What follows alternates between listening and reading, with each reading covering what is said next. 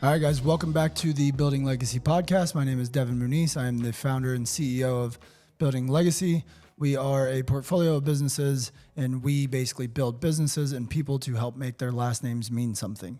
Today, I want to talk about confidence and also being very insecure. Those things obviously sound like they are oxymorons, like they should not go together in the same sentence. But the reason I want to talk about that is because the more that I've grown in my entrepreneurship and my fitness journey and just brushing shoulders with other successful people, the more that I have realized that that is one of the keys to just overall success is having enough confidence to jump off the cliff, do the thing without the parachute, start the business, do whatever, but also being insecure enough to constantly be wondering if you're actually doing enough, if you're doing what it takes, if you're the right person, if there's somebody nipping at your heels all the time. The combination of those two things has been extremely powerful. So how do you build your confidence? Like, how do you go from the guy that's sitting at home and you know you're out of shape, or you've tried two businesses and they failed, you're sitting on a marriage that's on the brink of divorce, and you just feel defeated? How do you even start to rebuild that confidence? From what has worked for me and what I have found to be very successful is you have to trick your brain in the beginning, and then you have to do things enough that your brain believes that they're true.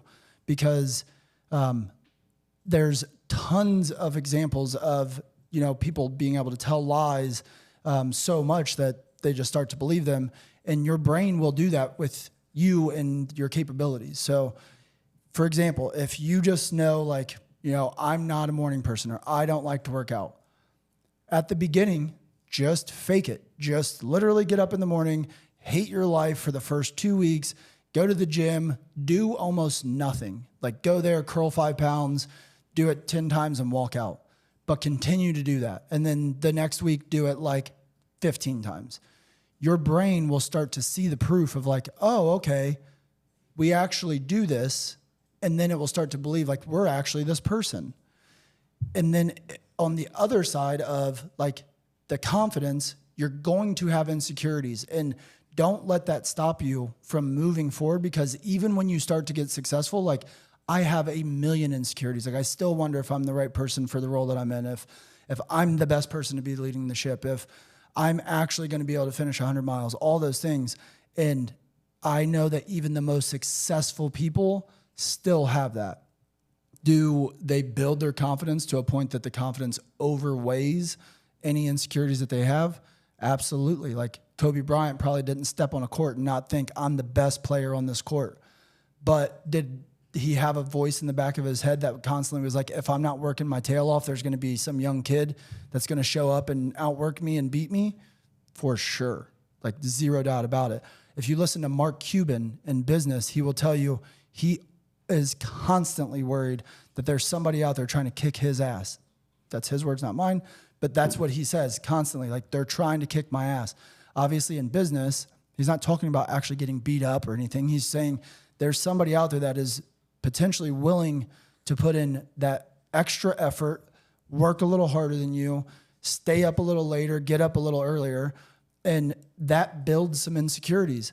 But when you realize that you can use the insecurities to actually fuel your life, your decisions, the things that you do on a day-to-day basis so that you can build the confidence, you take something that's dragging you down and you just use it as wood to throw in the fire.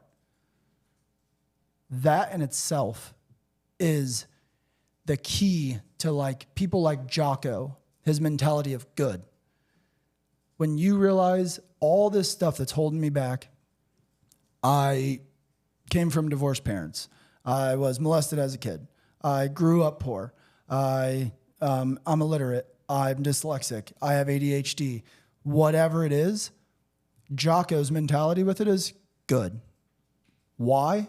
Because you are the character of this story. You're the main character. Your life is you literally sitting down and writing a script out and then being I'm going to be the main actor in this story. What makes the best stories? When you have the underdog, when you have all the failures, when you have every reason stacked up against you to not do good, and then you still prevail, those are the best stories in the world. Nobody would have cared about Rudy if he just made it on the team and started his very first game. Nobody would care about Rocky if he just came out and knocked Apollo Creed out in the first round. Like, the fact that you have to go through all of those things and all of those barriers is what will make your story great. So when you think, I have ADHD, good. So when I'm a millionaire and I still have ADHD, it's even better than the guy sitting next to me that's a millionaire and didn't have to go through that. My parents got divorced. I was raped as a child. I grew up poor. All these things. I've filed bankruptcy 5 times. I gotten divorced 3 times. Good. It's raining outside. I can't go do my workout. Good. Whatever it is, when you realize that all that stuff can just be thrown in the fire and used as extra fuel, it changes everything. Because now there is nothing that can stand in your way. There is only things that make the story better. So for me, I have been an athlete for the majority of my life, but I have had the ups and downs and the up to 300 pounds, down to 220, up to 280, down to 205. I've went through all that stuff. Good. Because when I go out and I run 100 miles at 200 plus pounds, it feels better and the story is better than the guy that's been 145 pounds his whole life and just been a runner forever, has never dealt with that.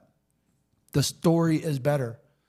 When I go from dropping out of high school to being a millionaire, it's better. So I can't look at it like, well, they got a college degree. They got the head start. Their family was well off. Good. Because now I get to write the most badass story and I'm in control of all of it. And there's no roadblock that anybody can put in front of me that doesn't just make my story better. So if you come and you think you're going to sabotage our business, or you're going to get in the way of the fitness journey, or you're going to put a wedge between my wife and I, good, because you're just making the story better for me. And when you realize that you can really, truly take control of your life in that way, there's nothing that can stand in front of you. Literally nothing. Okay, so another point, let's call it number 2. Survival rate of all the stuff that you've been through is 100%.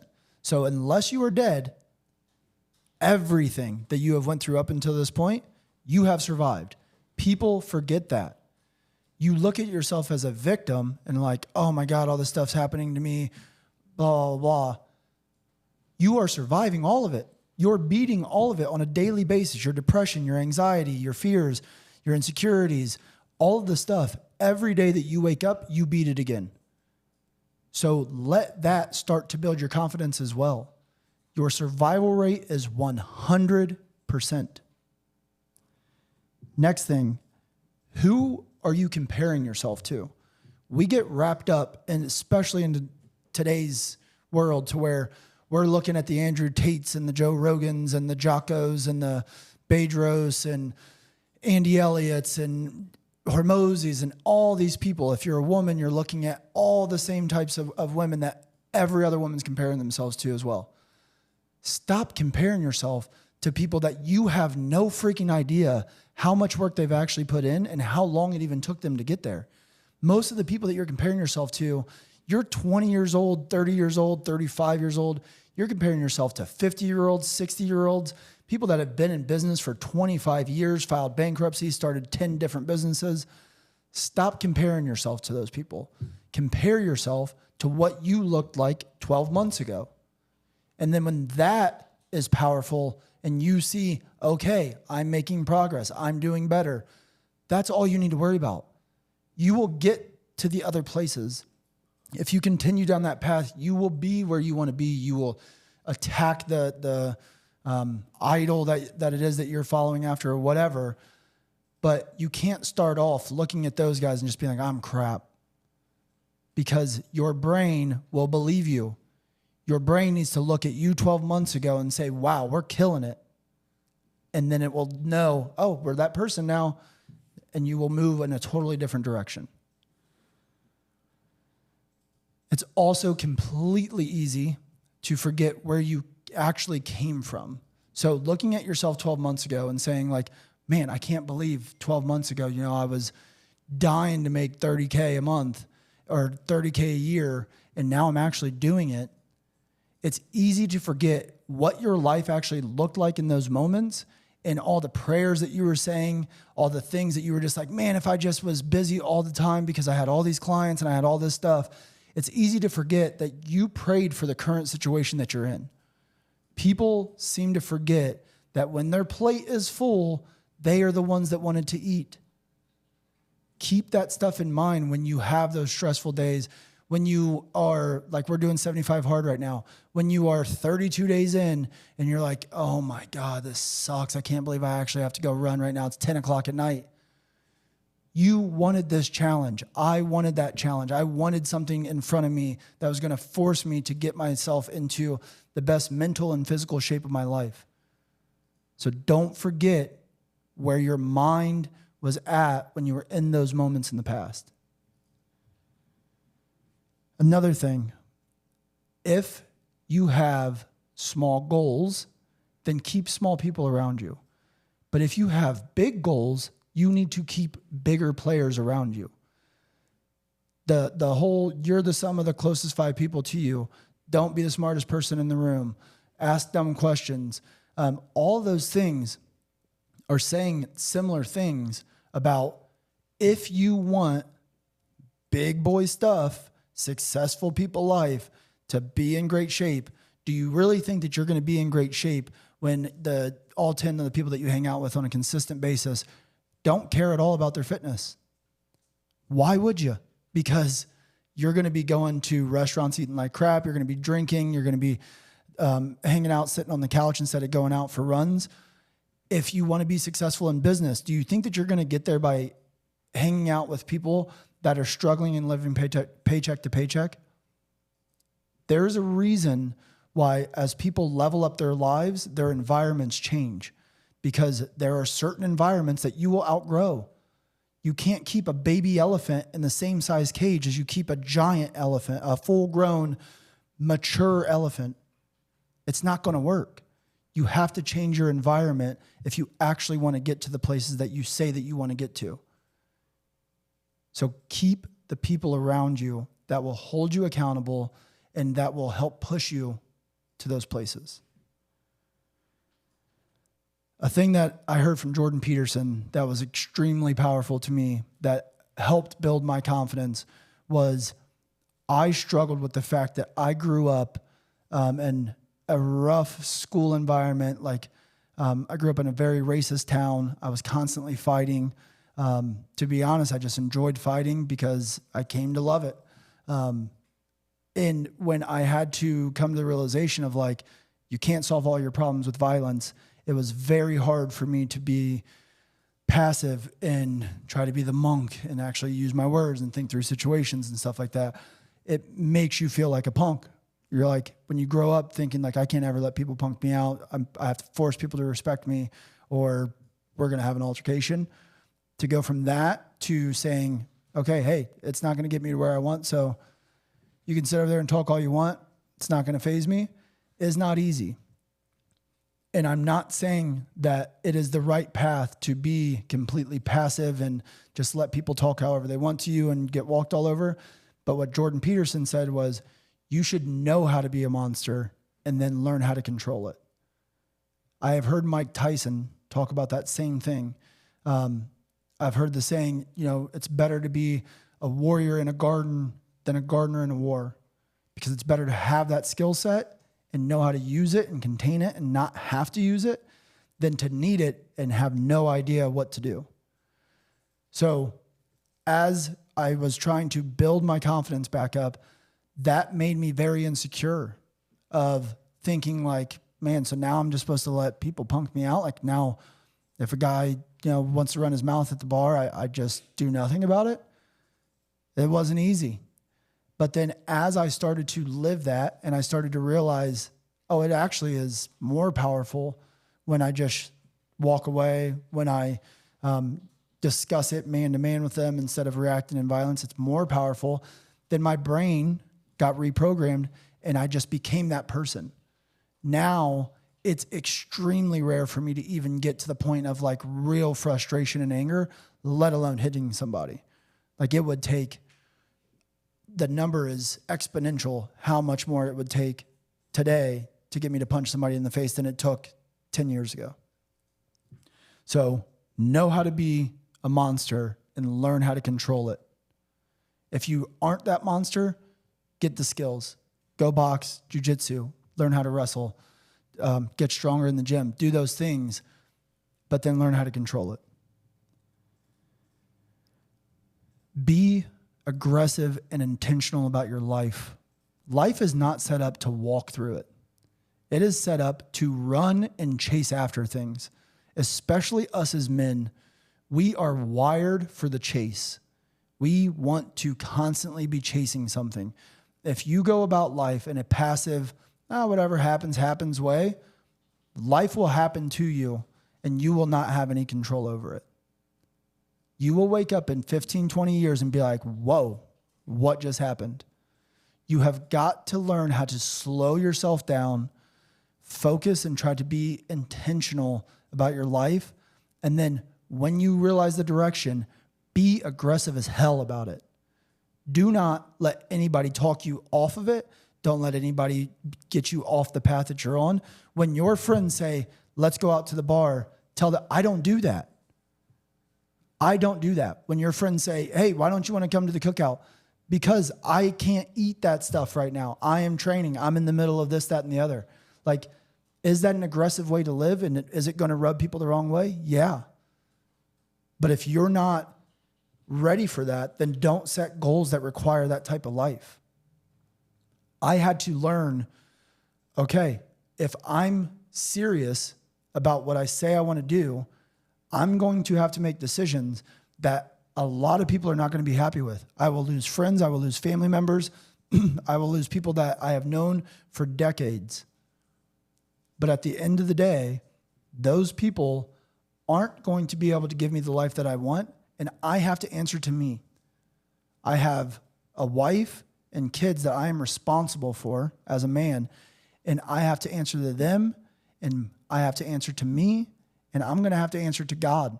And God gave me a lot of God-given natural abilities, and if I choose not to use them, I'm going to have to answer for that one day. Another point is that you are not going to get this time back. I know throughout my teens, throughout my 20s, I had the idea of like, I know all this stuff that I want to do. I'll get to it next week. I'm not going to do it right now. I'm in my 20s, man. I don't want to have to miss out on all this stuff. I'll do it when I'm 30. You will not get this time back. And I know that people know that, but most people don't actually know that. Like, you don't know that when you're 60 years old, what it actually feels like to look back and have nothing but regrets. What I do know is that when I talk to 60-year-olds, 50-year-olds, 45-year-olds that have those regrets and think that it's too late, it is the closest thing to being in a living hell that I can imagine, because there is nothing that you can do about it. You cannot get that time back no matter what you do. So stop letting hours and days and weeks and months and years go by to where you are stringing the same day, the same year together over and over. You're living the same 12 months over and over and over. And then in 60 years, you're going to call that a life.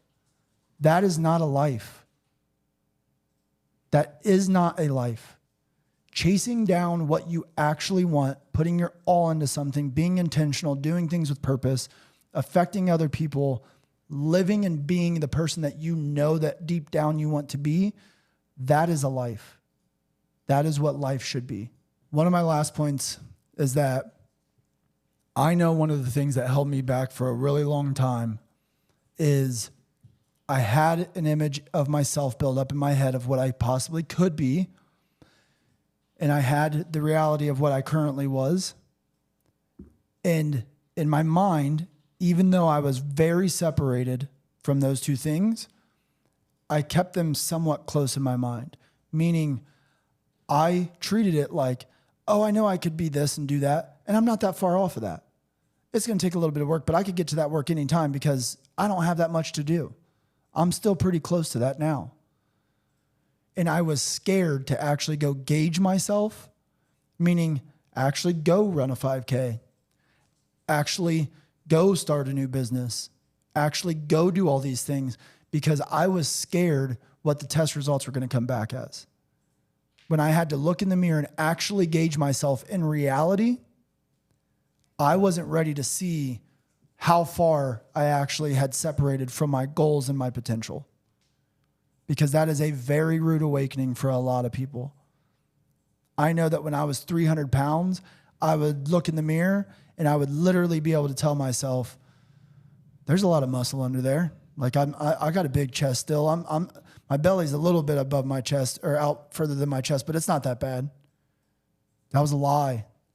And I didn't realize how bad it was until I went and tried to run 1 mile out in my house in the middle of the country with nobody around. I tried to run one mile, and it took me almost 20 minutes to run 1 mile. And that was me giving it my all. If you asked me before that run, how long that run would take me, I would probably have told you, I could have probably done that in like 8 or 9 minutes when I was in shape and at my athletic form. But today, it'll probably take me like 12, 13 minutes. I would have bet any amount of money that there was no way it was going to take me 18 minutes. I would have bet anything, because our minds are so good at guarding us from realities that we don't actually want to know, that your only option is to go out and do hard things and put yourselves in the situations that you say you want to be in so that you can actually gauge yourself. Because you can't start treating cancer until you know you have cancer. You can't start fixing problems until you know that there is a problem. The longer that you put it off, the more the cancer spreads. The more that you start to develop these coping mechanisms and these lies and believe the lies that you tell yourself. So yes, can you put it off for a month? Absolutely. And can you still jump up and go fix your life a month from now? Sure. But is it way more dangerous? Yes. Because it's not just the month that's passed. It's the 15,000 lies you told yourself over that month that are also going to make it extremely hard to break those habits in a month from now. So just do what you need to do. Put yourself in the situation so that you can get the test results back and realize exactly what it is that you need to work on. Everything's not going to line up. Everything's not going to, get to the right point. I know 100 million people that are like, oh, well, I can't start the gym today because this and that's going on. And then I'm going to do this and that day, but I can't quit drinking because I'm also quitting smoking, and I can't quit eating like crap because I also got this other thing going on. Dude, just go do it. Just go do all of it and then gauge yourself. Go do all of it, fail, and then have an actual gauge of where you're at. This last point, I'm specifically just talking to men, but all this stuff that I'm talking about requires a large amount of effort, intentionality, focus, and time. Those things, as a man, do not come easy, because your only options are, it's like a tug of war where you have your wife, your life, your friends, your hobbies, everything on this end, your goals, your aspirations, all the hard work that you have to do on this end. And as soon as you start pulling your time towards this, it inevitably takes time from this other side, which means sacrifices, missing dinner, not being able to show up for certain events, like all of those things you will sacrifice. I hope that I don't paint a picture of, I have this perfect marriage and this perfect kids and all this stuff's going great. No, like I struggle with my diet. 75 Hard is the best thing that have ever found for myself to keep myself on that diet. I struggle with providing enough of my time and effort to my family, who I'm doing all this for anyways. And my wife has been great in trying to understand that if you want this version of me that is the best version of me in my mind, it's going to require you losing that current time with this version of me. My son has been great in understanding, like, hey, dude, if we're going to spend some time together tonight, let's do it during a workout. Let's go run together. Because if not, dad's got to go run, and that's our last hour and a half of the day. It will not be easy. As a man, you will sacrifice a lot in pursuit of what you want. But I think that it is very important that you have to be selfish before you can be selfless.